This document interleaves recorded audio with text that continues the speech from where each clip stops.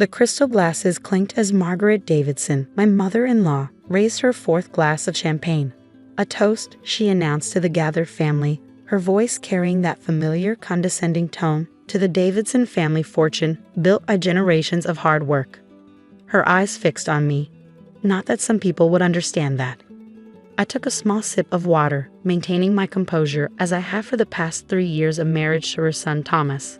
The monthly family dinners at the Davidson mansion had become an exercise in patience, each one featuring some new subtle, or not so subtle, dig at my supposedly humble origins. "Mother," Thomas started, but she waved him off.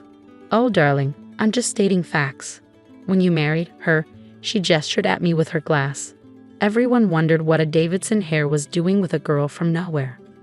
What the Davidsons didn't know, what nobody knew except my private banking team, was that I, Elena Chen, was the majority shareholder of Davidson Industries through a series of shell companies and investment vehicles.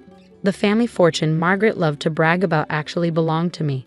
"Tell us again, Margaret," her sister-in-law Susan chimed in, "about how your grandfather built the company from nothing." I suppressed a smile, thinking about the thick file in my office safe that told a very different story. Davidson Industries had indeed been founded by Margaret's grandfather, but he'd lost control of it decades ago through a series of poor decisions and questionable loans.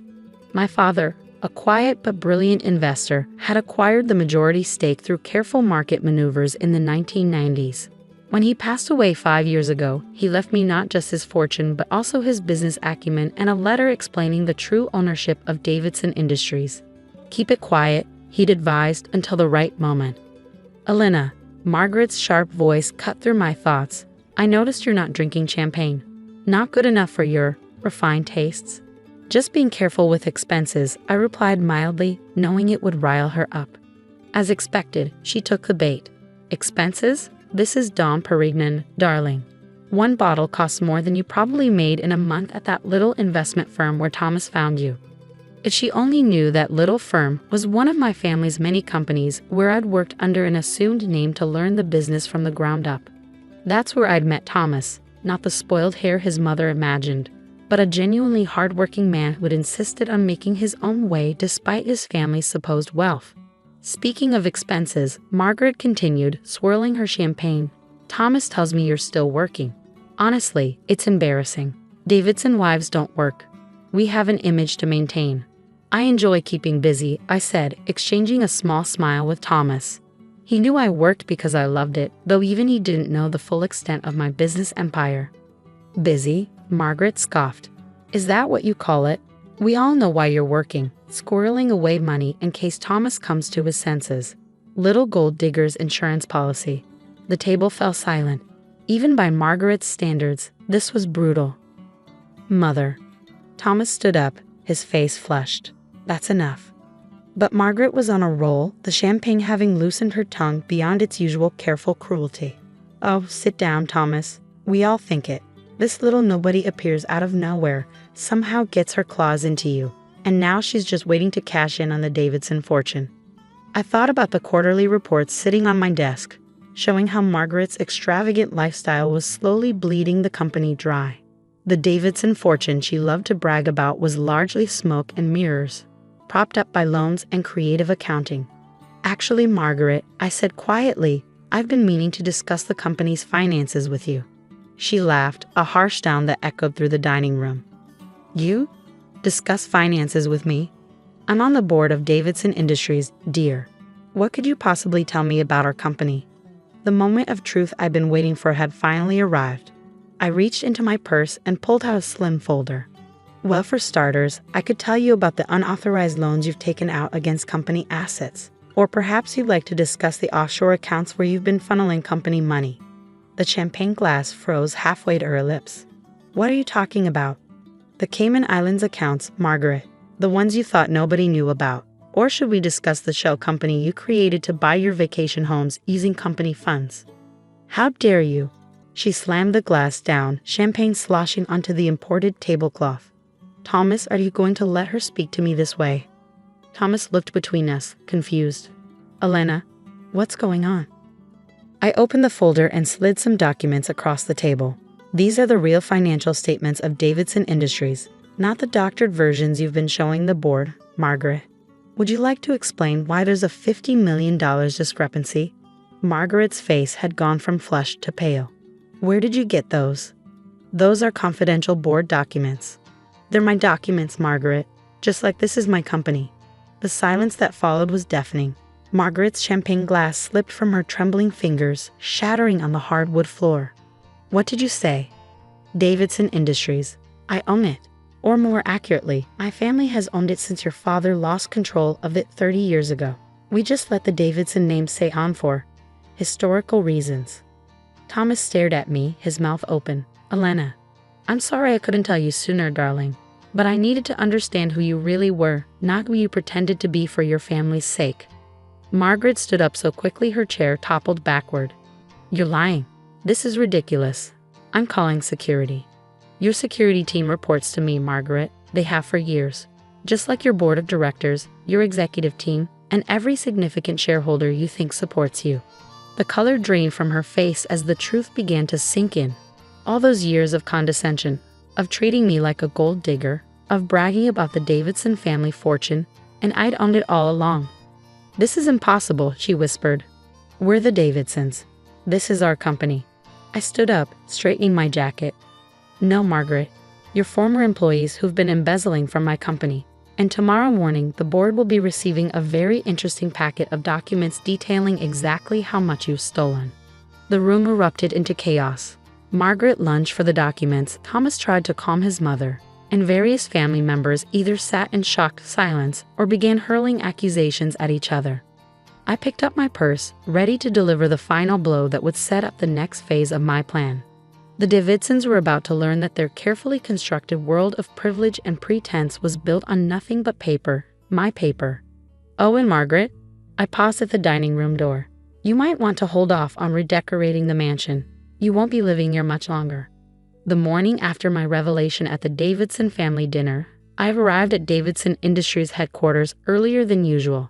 The security team nodded respectfully. They'd always known who really signed their paychecks. By 8 a.m., my private elevator, the one Margaret thought was reserved for Davidson family only, carried me to the top floor executive suite. Margaret burst through the doors at 8:47. Her designer outfit slightly disheveled, last night's mascara still smudged under her eyes. Get out of my office. Your office? I glanced around the spacious room I'd redecorated last month. I don't see your name on the deed. In fact, I don't see the Davidson name on any deeds anymore. She slammed her hands on the desk. This is our company, our legacy. Actually, I opened my laptop. It hasn't been your company since your father lost it 30 years ago. Would you like to see the original transfer documents? Or perhaps we should discuss the $12 million you've embezzled over the past 5 years? The color drained from her face. You can't prove anything. Wrong again. I turned the screen toward her, showing a detailed spreadsheet of her illegal transactions. Every unauthorized loan, every fake vendor payment, every offshore transfer, I have it all. Did you really think nobody would notice you billing the company for your monthly spa treatments as building maintenance? My phone buzzed. A text from Thomas. We need to talk. Please. The board meeting starts in an hour, I told Margaret. I suggest you use that time to consider your options carefully. She straightened, attempting to recover her usual aristocratic bearing. Options? Option 1. Resign quietly, repay what you've stolen, and walk away with your reputation relatively intact. Option 2. Face criminal charges for embezzlement. Your choice. You wouldn't dare. I'm Thomas's mother. And I'm the woman you've spent 3 years calling a gold digger. Karma's interesting that way. The board meeting was everything I'd anticipated. One by one, the directors reviewed the evidence of Margaret's financial misconduct.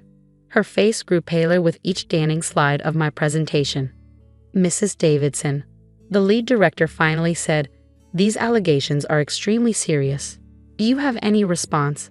Before she could speak, the conference room door opened. Thomas walked in, carrying a folder of his own. I have something to add, he said, his voice steady despite his obvious exhaustion. He hadn't come home last night after my revelation at dinner. Margaret brightened. Thomas, tell them this is ridiculous. Tell them what she's doing to our family. Instead, he placed the folder on the table. These are additional records of unauthorized transactions. I found them in my mother's home office last night. Thomas, Margaret gasped. How could you? How could I? He turned to face her. How could you, Mother? I've spent my entire life believing in the Davidson legacy of integrity and hard work. But it was all a lie, wasn't it? There is no Davidson fortune, just money you stole from Elena's company. Our company, Margaret shrieked. She tricked you. She infiltrated our family. I stayed silent, letting Thomas handle this moment. He'd proven himself even more honorable than I'd hoped. No, Mother. Elena didn't trick anyone. She worked hard, earned my respect, and won my love while you were busy spending money that wasn't yours. If anyone should be ashamed, it's us. The Davidsons who've been living on borrowed time and stolen money. The board voted unanimously to remove Margaret from her position and initiate legal proceedings to recover the embezzled funds. As security escorted her out, she turned to make one final threat. I'll tell everyone. I'll expose you. Go ahead, I replied calmly. Tell everyone how you discovered the gold digger you mocked actually owns your company. I'm sure the press will love that story. After the board meeting, Thomas and I finally had our private conversation in what was now officially my office. Why didn't you tell me? He asked quietly. Would you have believed me over your mother's stories about the great Davidson legacy? He was silent for a moment. 3 years ago, probably not, but you could have told me after we married. I needed to know who you really were, Thomas. Not the Davidson heir, not your mother's son, but you. And you proved to be exactly the man I hoped you were. By turning in my own mother? By choosing integrity over family loyalty. By being the kind of man who does the right thing, even when it hurts. 6 months later, the Davidson mansion went up for sale. Margaret had moved in with her sister in Phoenix, her social media presence notably silent about her sudden retirement. The press had field day with the story of the secret owner of Davidson Industries, but their angle wasn't quite what Margaret had hoped for. Unknown Harris exposes family fraud, read one headline. Davidson Empire's true owner reveals years of deception, declared another. The gold digger narrative Margaret had tried to spin fell apart when journalists discovered my family's long history of quiet success. Thomas and I moved into a penthouse downtown, close to the company headquarters. He insisted on keeping his job in middle management, earning his own way despite now knowing about my wealth. I'm not my mother, he said. I don't mean to pretend to be something I'm not. Last week, I received a letter from Margaret, forwarded through her lawyers. You've ruined our family name, she wrote. I hope you're satisfied with your revenge. I filed the letter away with the original documents showing how the Davidsons had lost their company decades ago. It wasn't about revenge. It was about truth finally coming to light. Yesterday, Thomas and I hosted our first dinner party in our new home. As we sat down to eat, he raised his glass. To my wife, he said, smiling, who taught me that true wealth isn't about what you have, but about who you are. I thought about Margaret, about her years of condescension and cruelty, about how her obsession with appearing wealthy had ultimately cost her everything. The crystal glasses clinked, but this time, there was no pretense, no false legacy, no stolen fortune behind the sound. My phone buzzed with a news alert. Davidson Industries stock had hit a new high under my leadership. In Phoenix, Margaret probably saw the same alert, another reminder that the fortune she'd bragged about had never really been hers at all. Sometimes the best revenge isn't just revealing the truth, it's watching those who underestimated you realize that they never really knew you at all. As for the Davidson family fortune, it turned out the real gold digger wasn't the one serving dinner in her own home. It was the one who'd been stealing from it all along.